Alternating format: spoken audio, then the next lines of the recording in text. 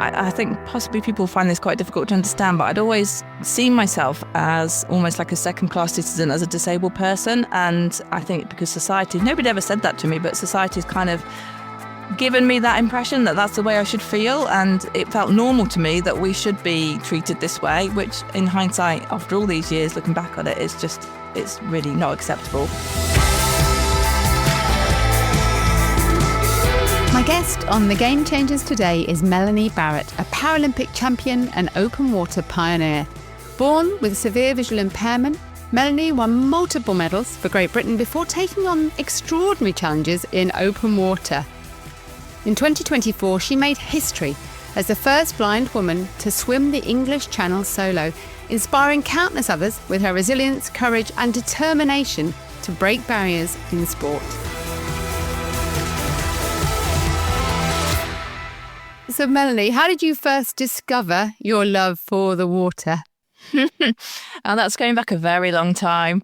I can't remember any specific time in particular. I've always just enjoyed being in the water, and my parents used to take me swimming when I was really small. I think they were part and parcel of what really got me into swimming, because they just instilled in me a joy of being in the water and being surrounded by water, and I didn't have any fear at all. I can remember standing on a diving board in the deep end of a pool when I must have been about 2 or 3, and my dad had taken me and my brother swimming, and my mum was in the stands watching with my baby brother, and she said it was absolutely terrifying because she turned away and then looked back, and I stood on the diving board over the deep end, and my dad was waiting underneath me, and I just jumped in. I was completely fearless, really. I didn't have any kind of conception of what could happen or anything like that, so which is probably a good thing, and that just really made me love being in the water. I think because perhaps I've lost one sense and I've perhaps gained more from others, and I just love the feeling of the water around me and being supported by it, and that's just stayed with me all my life, really. That's so lovely to hear, isn't it? And what does it bring to your life? Is it that young stage as a very young child discovering it for the first time, but then was it just through swimming clubs and activity? What was that next stage? Well, I think I always loved being in the water and playing in the water, but I really couldn't swim very well until I went to Exhall Grange in Coventry, which at the time was a special school for blind and visually impaired people.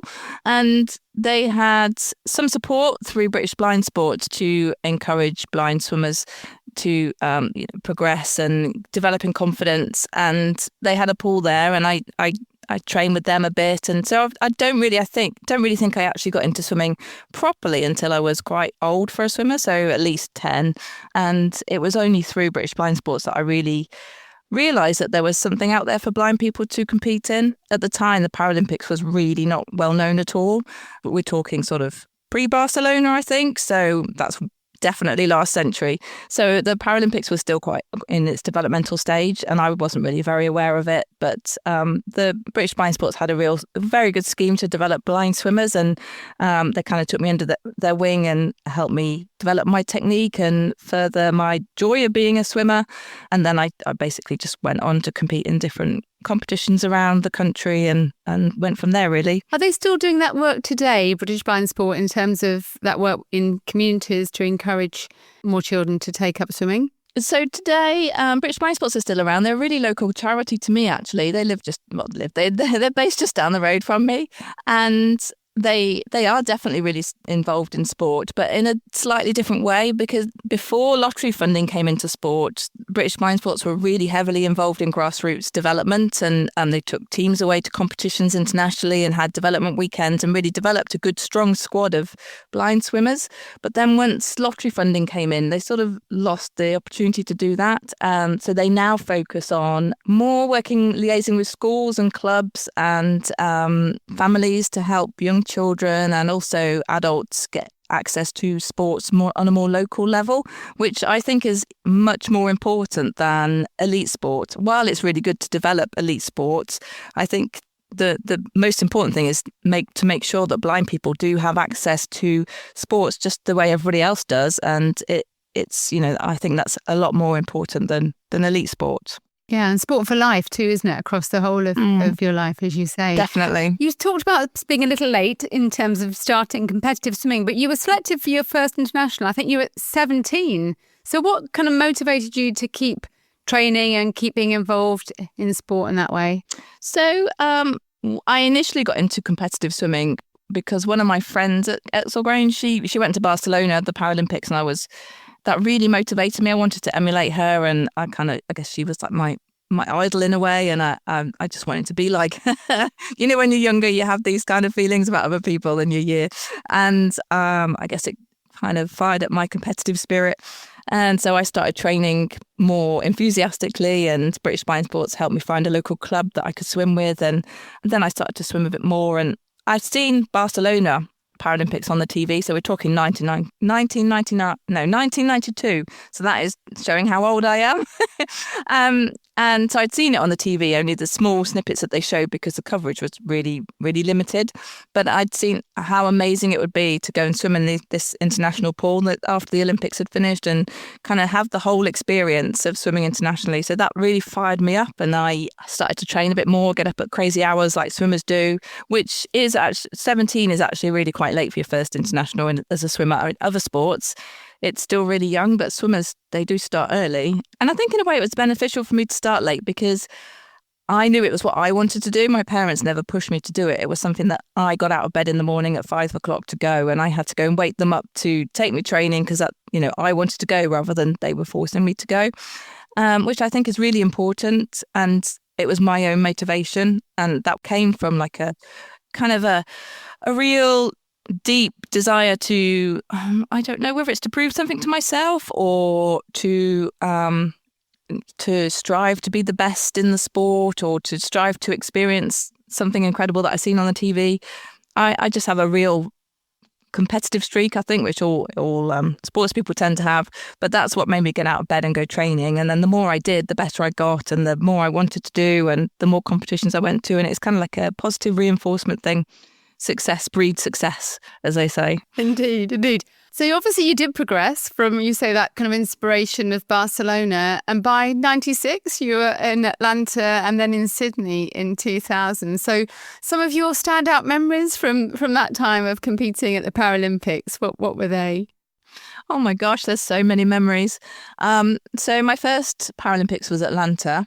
And for me, because it was my first Paralympics, I didn't really know what to expect. I was just so blown away by the fact that I was on a world stage, and I was competing against these people that I'd previously seen on the TV in Barcelona. And I was just like, gosh, these are stars, these incredible sports people. It's just so amazing to be here in the Paralympics. But actually, in hindsight, Atlanta, I don't really know how much to say about this because it could be quite controversial. Atlanta, I think in those days, because like I said before, the Paralympics was really not that well known. So they kind of took on the Paralympics because they had to, I think. That was the feeling that I have. They closed down all of the Olympic Village after the Olympics because the Olympic Village had all loads of facilities like social areas and shopping areas and kind of mixed zones and loads of places where you can go meet people. I think it even had its own pool. And so I'd seen all this on the Olympics and I thought, this is good. What I'm going to have. It's going to be incredible. We went there and they'd basically just closed everything down apart from the living accommodation, which was student accommodation, and a big massive tent, which is where you went for your food.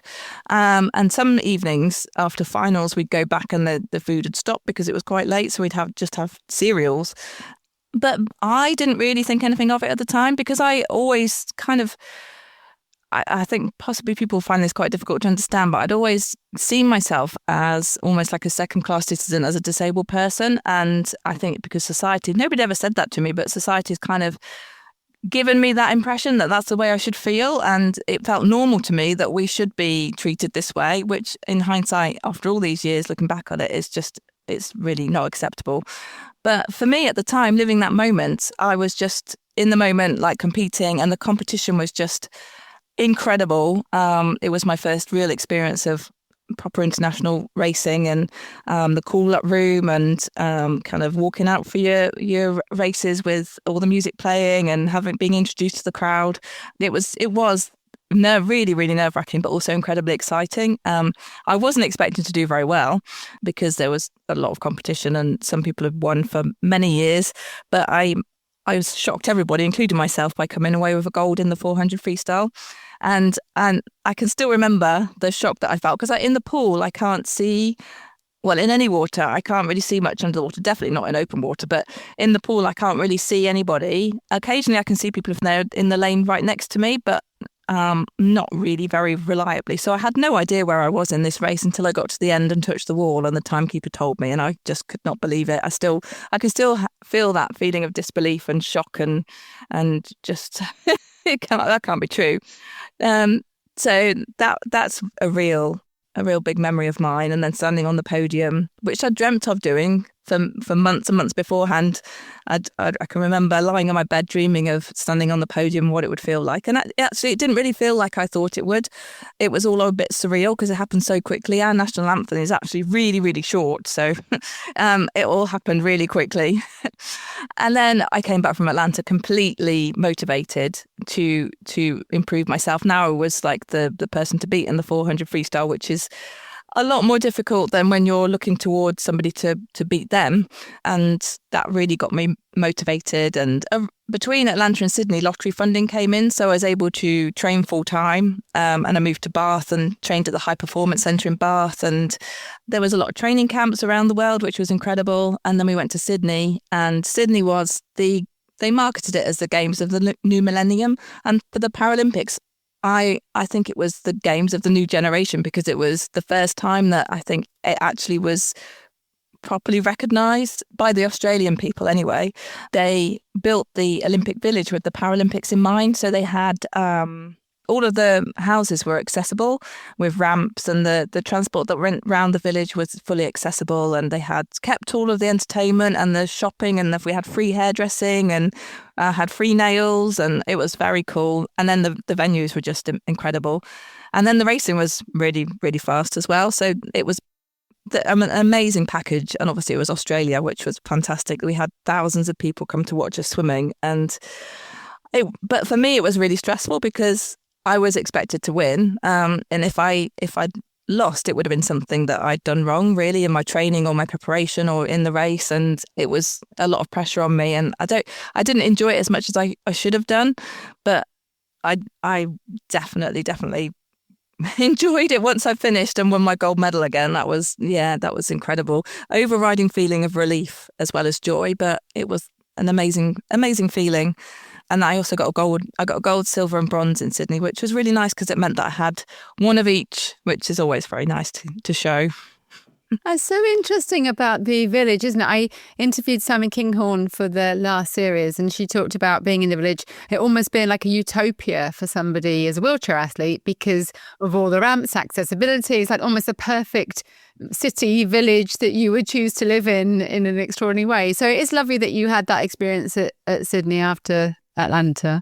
But I really feel for people who were kind of in the games running up to Sydney, and especially Atlanta. It was so inaccessible for people in wheelchairs. I mean, behind it all looked really good on the TV, but the swimming pool, for example, behind the pool, there was this kind of a field that was the wheelchairs had to get across to get access the rear entrance to the pool, the athletes' entrance. And obviously, Atlanta, it was very stormy at times, and it just flooded, and these poor wheelchairs had to try and get through this mud to get to their competition venue, and it just wasn't really very thought out. So I do really feel for everybody that were in the Paralympics up to that point. And, you know, from Sydney onwards, I think it's got better and better. And I think that's the way it should be. And I'm really incredibly happy that finally people have recognised that the Paralympians are, you know, we're athletes in their own right. And we're definitely not second-class citizens. Absolutely. And it was after Sydney. So interesting, yeah, kind of gold, silver, bronze. But you then stepped away from elite competition in the pool, and almost at the height of your career. That must have been tough. So was it a tough decision to make at that time? No, not at all. I think although I'd, achieved this amazing thing in Sydney, I kind of felt like I didn't want any more stress. It was incredibly stressful. I mean, I enjoyed the training. I really enjoyed the training and the kind of something to aim towards. And I enjoyed the kind of routine of training.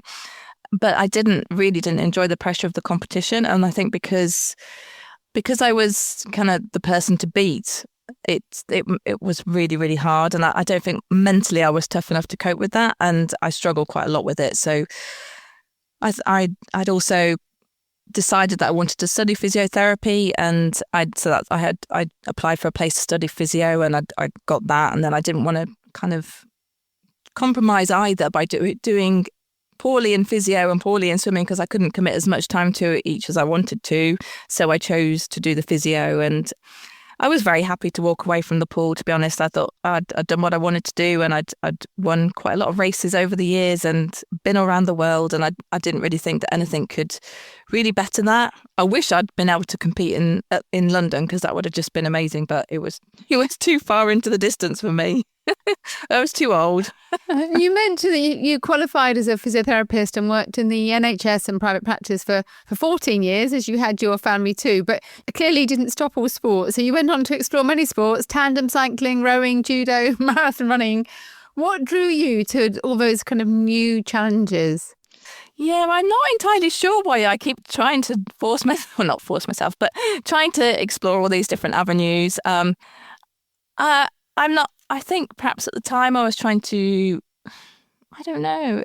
I like having a challenge to work towards, and I like challenging myself. And I don't know if I've always been trying to prove something to myself in various different sports. I did try in cycling to go to the Paralympics in cycling. I did tandem racing at the World Championships.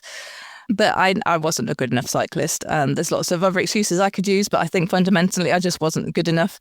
You don't really use your legs in the same way in the pool as you do on a bike. So that was it was quite a painful experience cycling on the track. But I got to experience some fun things, and I did enjoy it. But I just wasn't good enough. And British cycling, if you're not going to get a medal, they're not interested.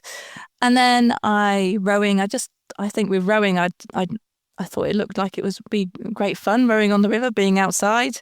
And I'd seen, on the Olympics, people rowing, and it looked like it was good fun. But actually, anybody who's tried rowing, it's really, really painful.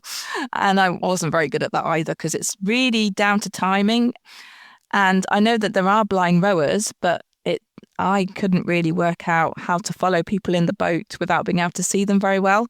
And I joined my local rowing club, and I never really got the hang of it properly. We used to get tangled up because I couldn't see their movements so well. So it just frustrated me a bit too much. But I do really love keeping fit and doing sport. I have to have that in my life. I think it's really important for my mental health, and I think lots of people would agree with that. It can have a huge impact on how you feel about yourself, and then also that rubs off on my family and my work. And I think it's really important for my family that I do a sport, because if I don't exercise, then everybody knows about it. But in the background of everything that I've ever done, I will always have gone to the pool and swam, maybe just like a few times a week, but I will always swim, because it's my happy place. And regardless of whether I'm swimming to compete or to do anything, I swim, because that's like, it relaxes my body and my mind. And even if I was rowing or cycling, I would still be swimming. It's just my body needs to be in the water, really. Really. And you also took on triathlon. So you won the World Championships in 2008. And I guess that must have been, I believe, slightly frustrating because it wasn't yet a Paralympic sport. So do you think that would have been a route if it had been? I think my World Championship medal was actually quite good timing from from one perspective anyway. It was kind of like when the sport was developing. Anybody who knows me well knows that my swimming's good, cycling was okay, but my running is really, really poor. So I was able to win that purely by being really good at the other two sports and then just hanging on for as long as I could on the run, which actually turned out to be good enough on the day, which was an incredible thing, to achieve. And if it had been a year before or 2 years before London, then yeah, God, I would have loved to have gone and competed in the para-triathlon, but I had no idea it was going to be in the Paralympics. So obviously I retired, and I think I had another baby after that. And after that, I couldn't commit the time to triathlon training, because obviously it's 3 sports. And plus I knew that my running just isn't up to it. I mean, swimmers really don't make very good runners. So that is slightly frustrating. And over the past 10 years or so, I've often thought, well, maybe I could get back into it. But then I go for a run and think, no, there's no chance. No way. Your triathlon sounds much like mine. So I was a strong, not anywhere near your level, but I was a strong swimmer, okay on the bike, and just rubbish running, hanging on the run, hoping people won't come past me. That's exactly the feeling. Although triathlon did really kind of make me experience open water for the first time, because at the triathlon you tend to swim open water. There are some that you do in the pool, but mostly it's open water. So I was paired with this lady. You have the same guide for the swim, the bike and the run, and you're tied together at the leg for the swim.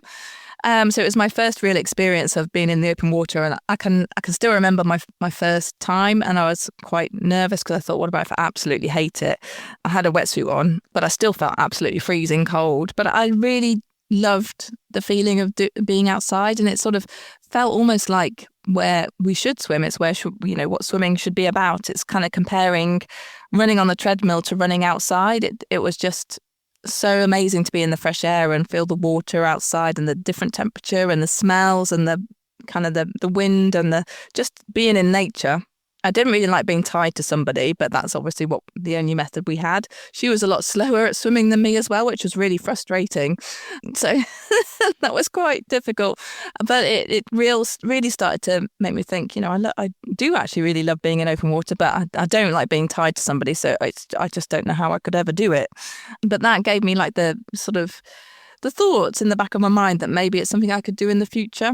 And what was that step then, to be untethered? To kind of be able to stay oriented, because I guess it's the orientation and the sighting and so on that is one of the main obstacles for you there. So people who can have full sight, they can look into the distance when they're swimming and see maybe like a tree, or they can see the buoys if it's a race, or some marker in the distance and swim towards it.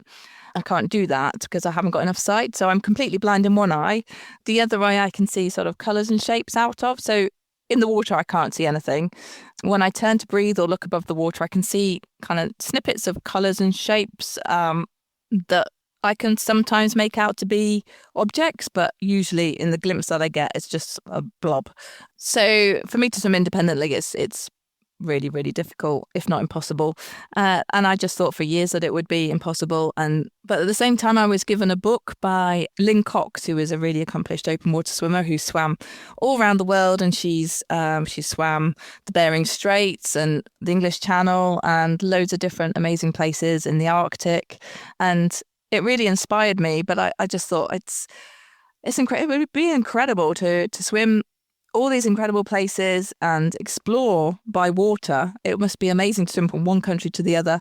And I started to think, like, how could I possibly do this? And I didn't want to be tied to anybody because I just didn't want to feel like I was restricted by anybody or restricting them. If somebody's faster than me, then I would be restricting their swim. And also it would feel like I'm not doing it for myself. I'm not doing it on my own.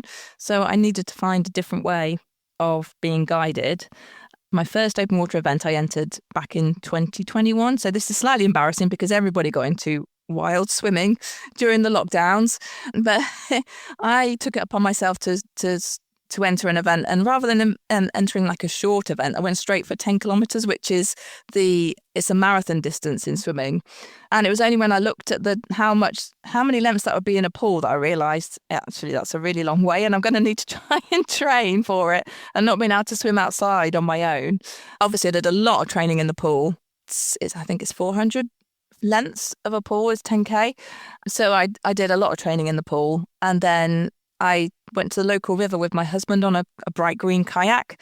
And if he was next to me, I could turn my head and breathe and see if I saw a bright green blob next to me, I knew it was okay.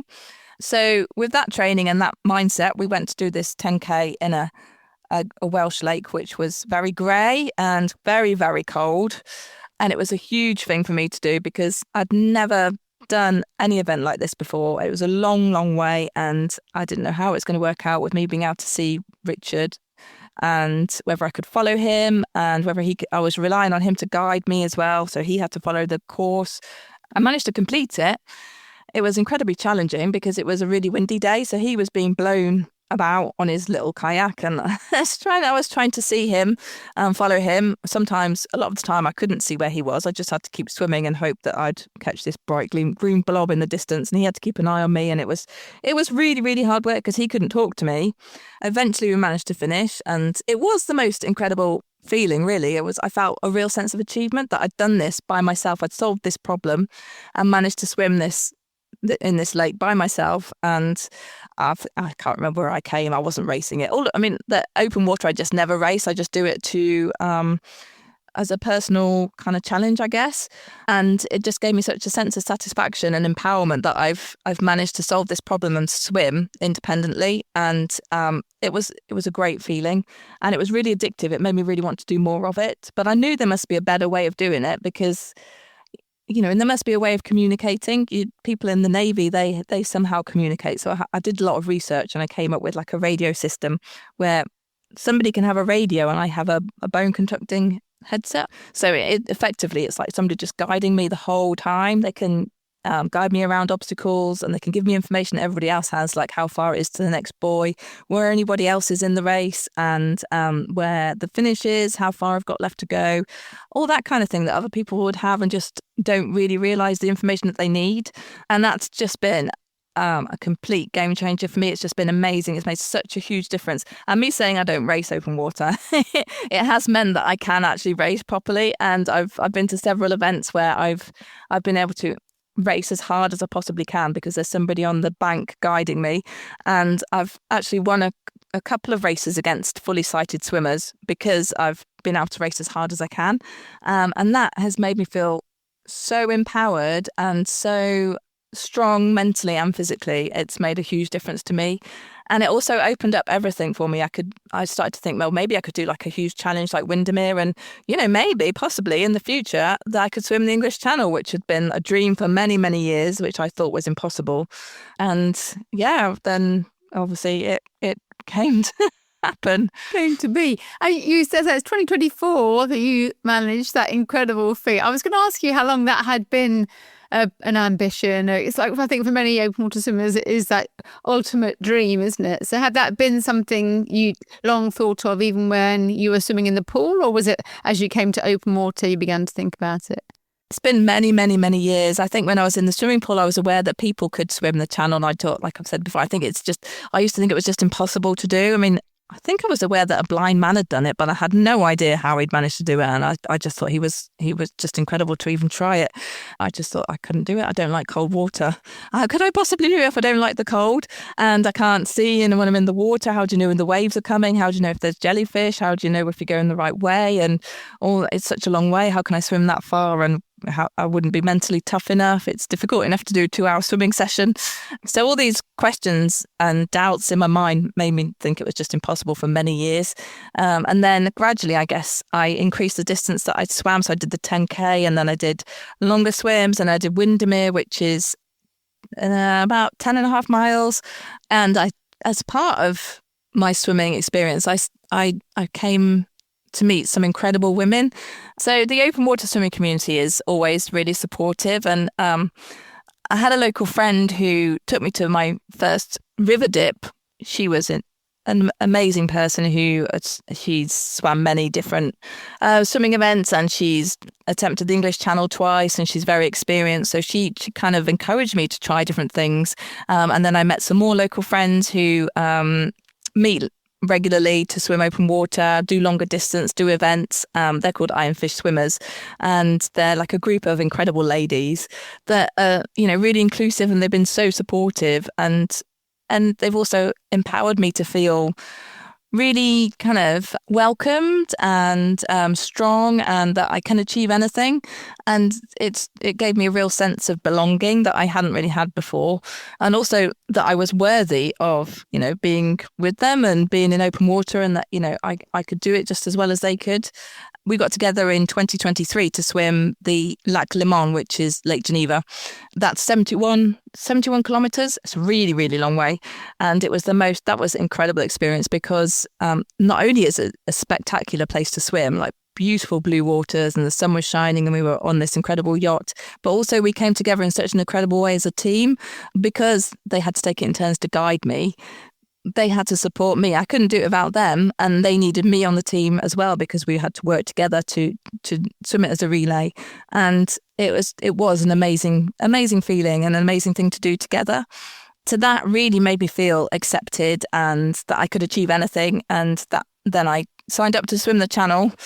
And you have to sign up a couple of years in advance because it's so popular, believe it or not. There's I think 12 boats that do it every day. Well, not every day. It's only when the weather is good.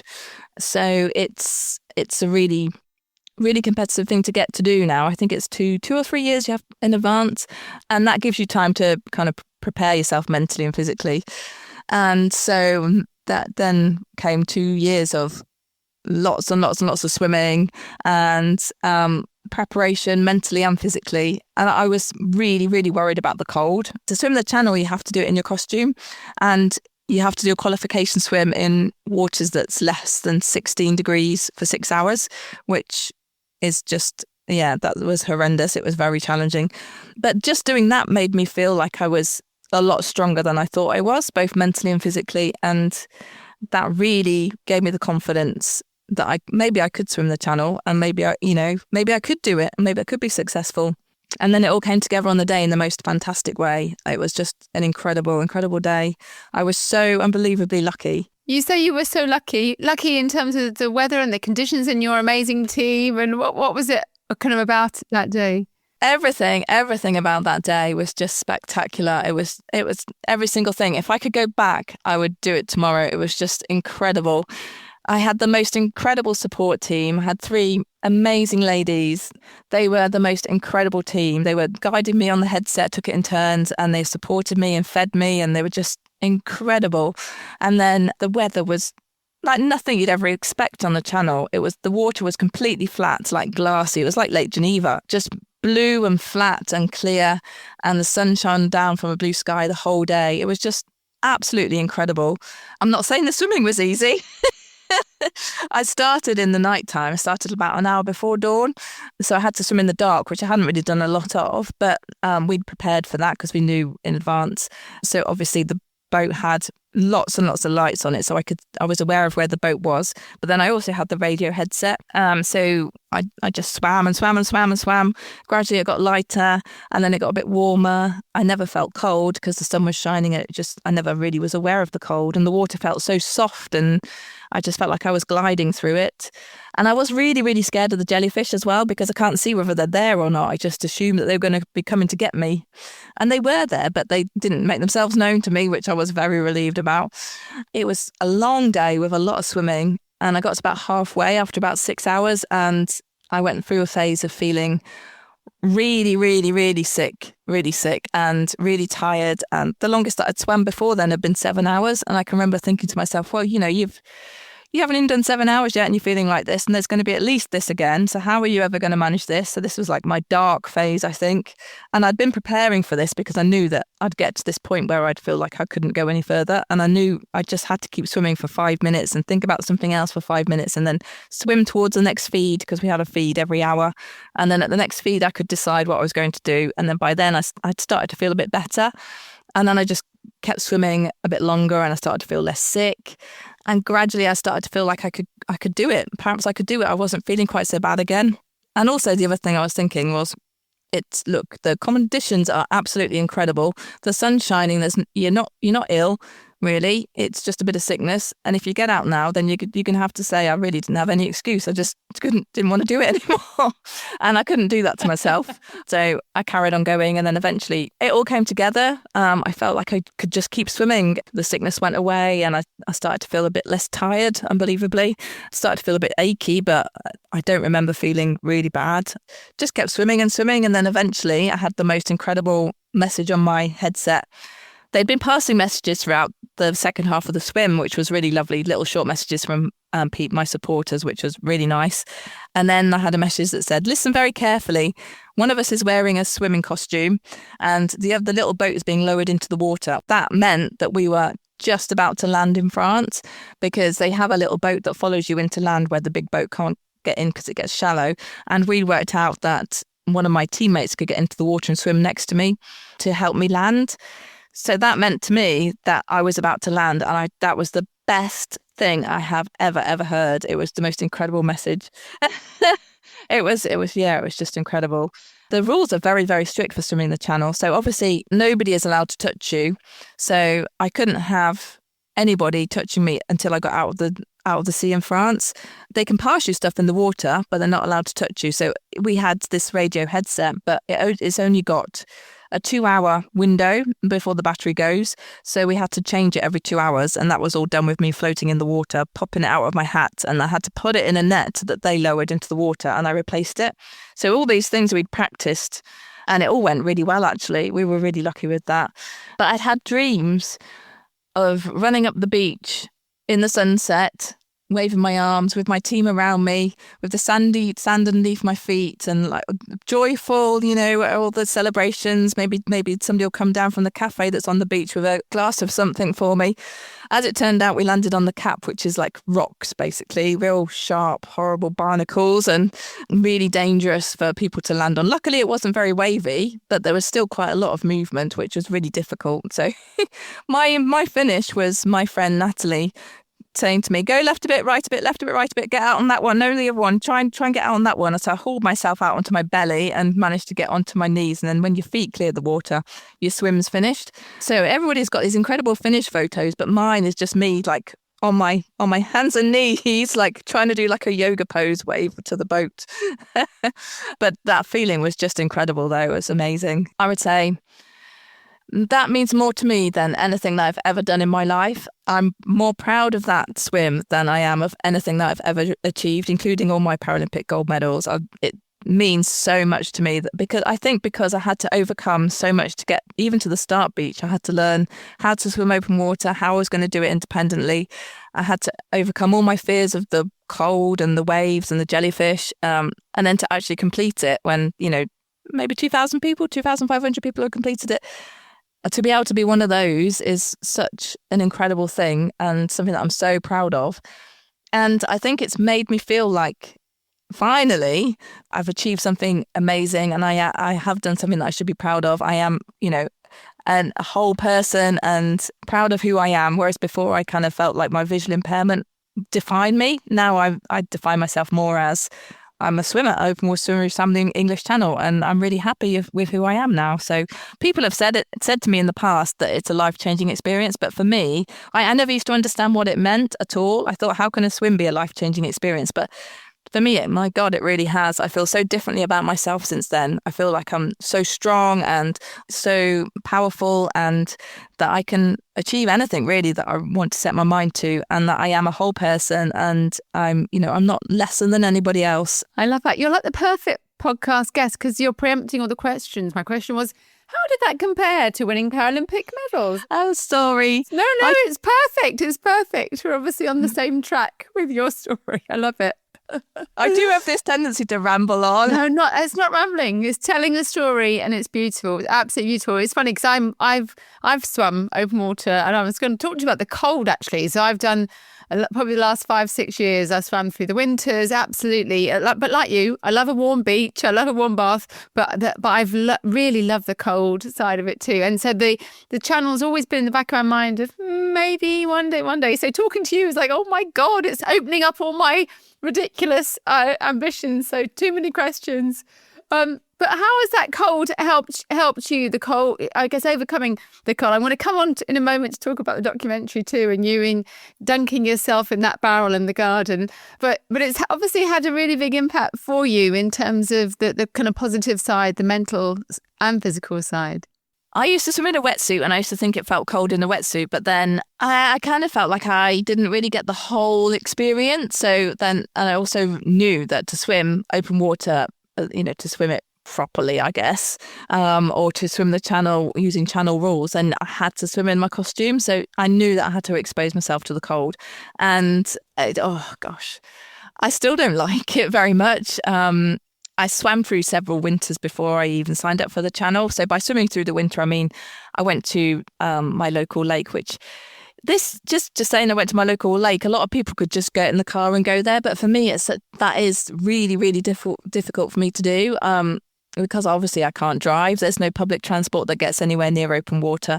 So I rely on other people, which I absolutely hate doing because I don't want to be a burden on anybody else. So I only really go when they're going. So if I have time that I could go every day, but I can't because I can't get there, which is really frustrating. But then I've learned that I can't spend my life thinking about things that I could do if I could see.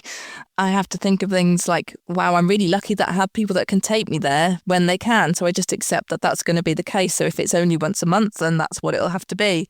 So I go as often as I can. And through the winter, it can get really, really cold. So I've been to quarries where it's been like 6 degrees. And when it's this cold, oh gosh, it's painful to get into. But you go numb when you're in there, and then it is the most incredible feeling when you come out. Everything is tingling and you feel so alive, and being surrounded by such cold water and kind of just the cold air and everything, it just makes you feel really alive and really grounded and sort of like you've taken a drug. I think it releases a lot of endorphins and serotonin and feel-good hormones, and it is really, really addictive.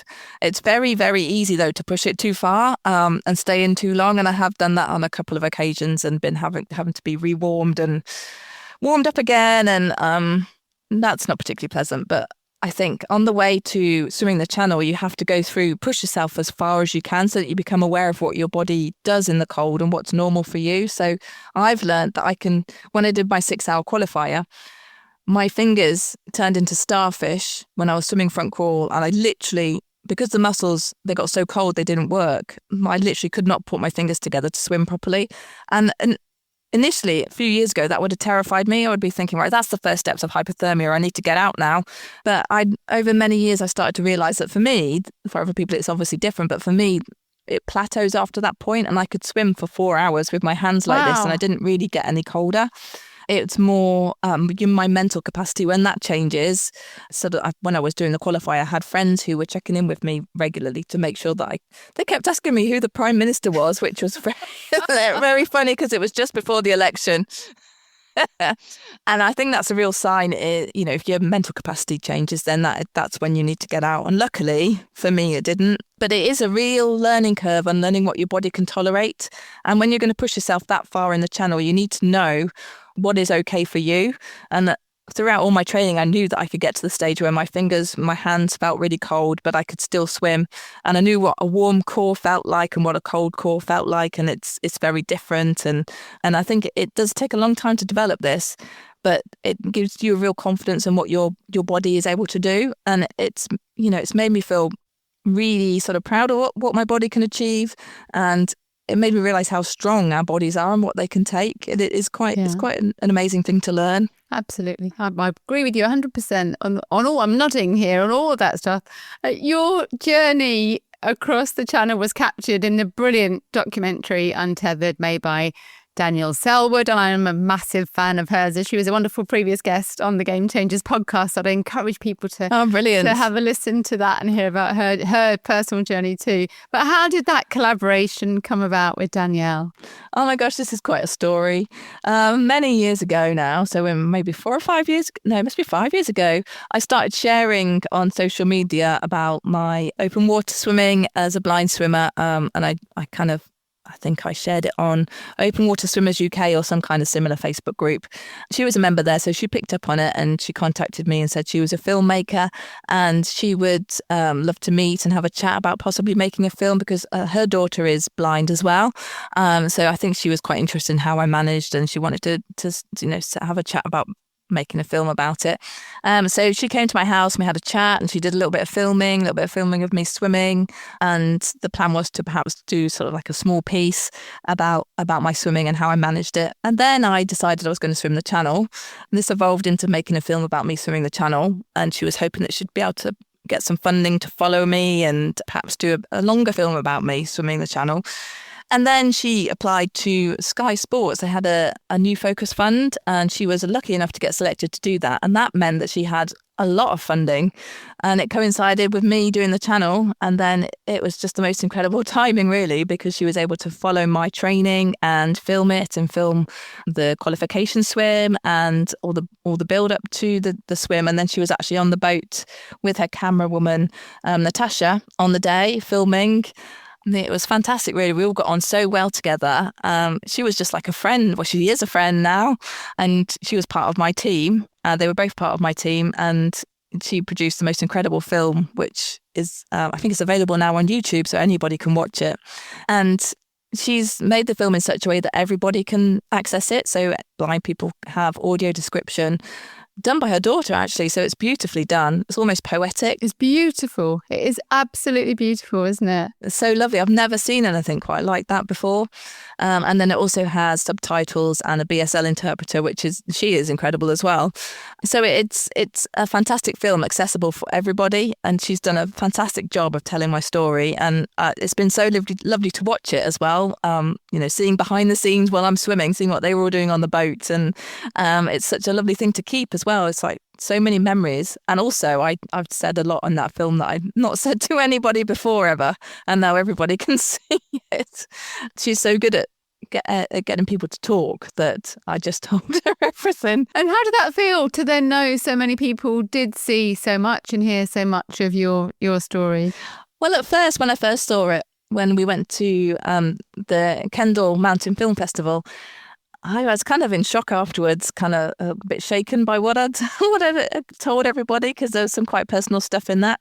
But on reflection, I think it was all stuff that everybody needed to hear and everybody needs to be aware of, that that's the way that I've felt, and how, there's been times in my life when I've felt like, for a long, long time, I felt like I'm less of a person and, inferior to everybody else because of my sight. And even up until maybe six or 7 years ago, it's just been a normal feeling for me. But it's only been recently, over the last few years, through my open water swimming journey, I think it's really made me feel a lot more confident in myself and proud of who I am and proud of what I've achieved, and that I shouldn't be ashamed of anything at all. It's something to be proud of.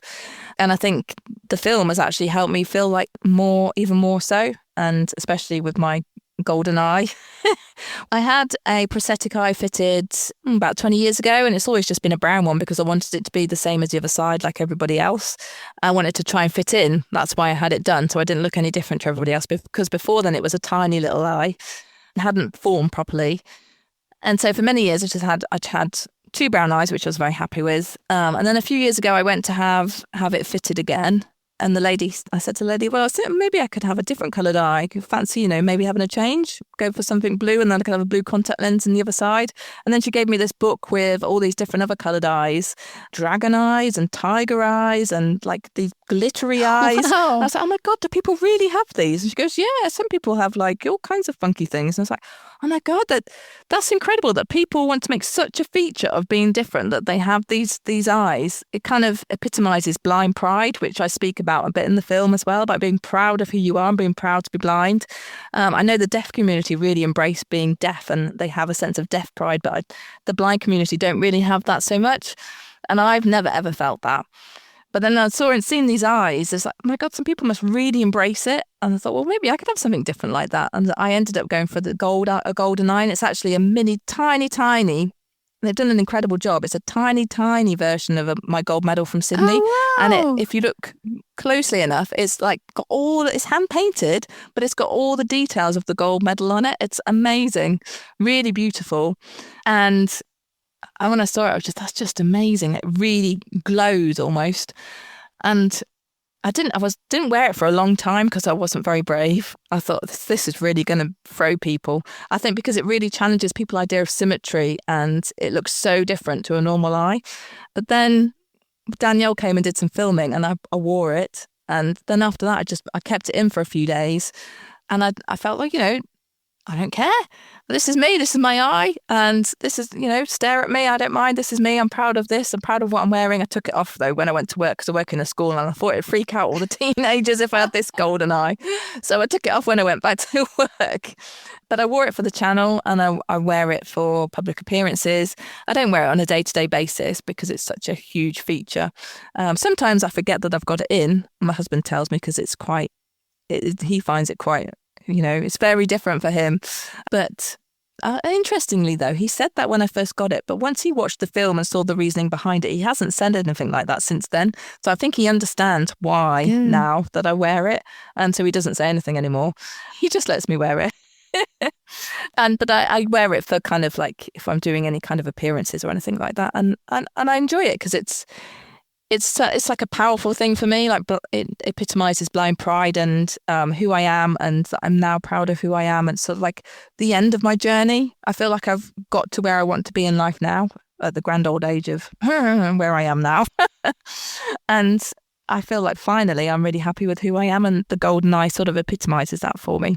I love that. And as you say, you're at the end of your challenges. Do you have more challenges in mind? What's next for you? Or are you drawing a line and you're just going to enjoy your open water swimming? Well, I went through phases of thinking, what should I do afterwards? In the run up to the channel, because it was such a huge, huge thing, I was really looking forward to life after the channel, when I wouldn't have this looming over me and all the worries and the kind of everything sat on my shoulders.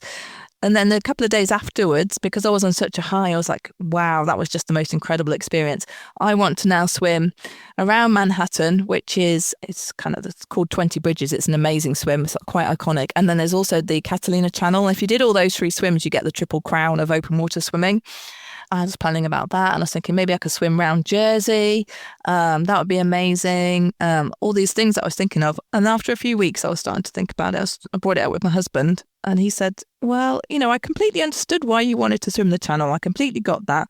But where we are in life at the moment with our sons, because one had just gone to university and the other one, he was just about to sit his GCSEs this time last year.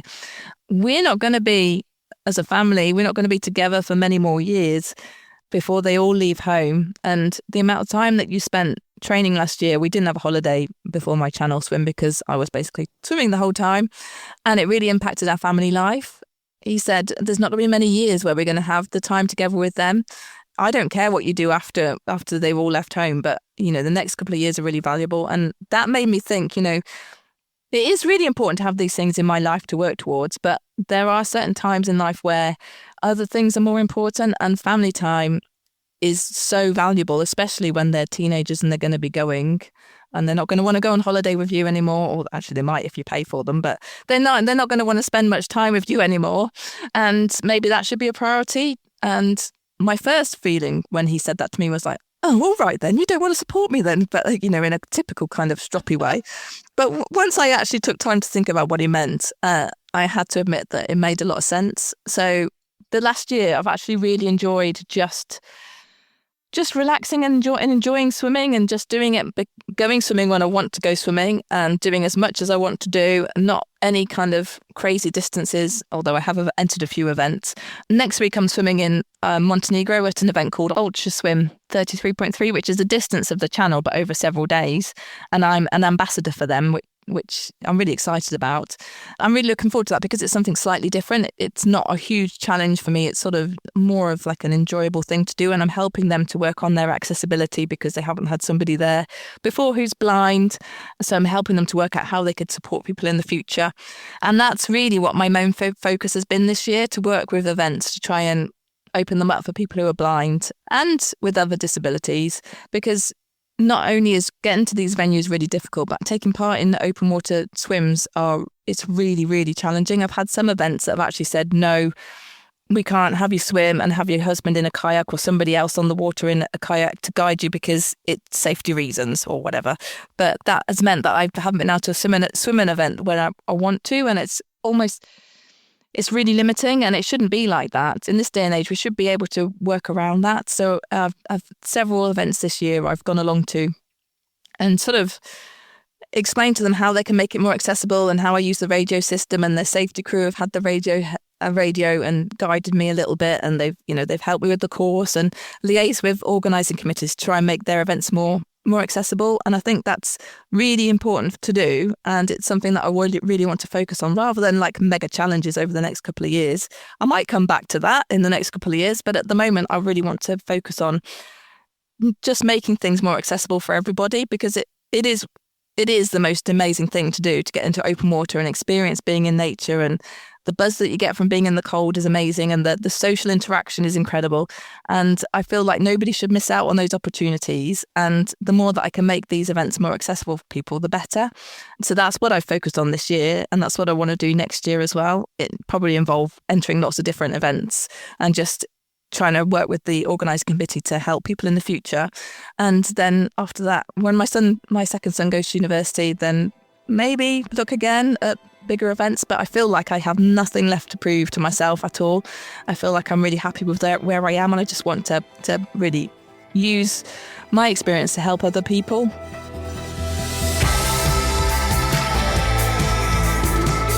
My goodness, how wonderful to talk to Melanie. She really has inspired me to think again about that Channel swim in the future. If you'd like to hear from other extraordinary women like Melanie, there are over 200 episodes of The Game Changers that are free to listen to on all podcast platforms or from our website at fearlesswomen.co.uk. Guests include elite athletes like Melanie, along with broadcasters, coaches, scientists, agents, journalists, entrepreneurs and CEOs, all women who are changing the game in sport.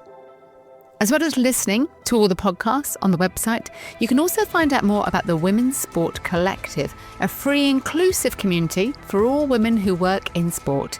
We now have over 14,000 members across the world, so please do come and join us. The whole of my book, Game On, The Unstoppable Rise of Women's Sport, is also free to listen to on the podcast. Every episode of Series 13 is me reading a chapter of the book. Thank you to Sport England for backing the Game Changers and the Women's Sport Collective with a National Lottery Award. Thank you also to Stan Walker at What Goes On Media, who does such a great job as our executive producer, along with my brilliant colleague at Fearless Women, Kate Hannon. You can find The Game Changers on all podcast platforms, so do follow us now and you won't miss out on future episodes. Do come and say hello on social media, where you'll find me on LinkedIn and Instagram at Sue Anstiss. The Game Changers. Fearless Women in Sport.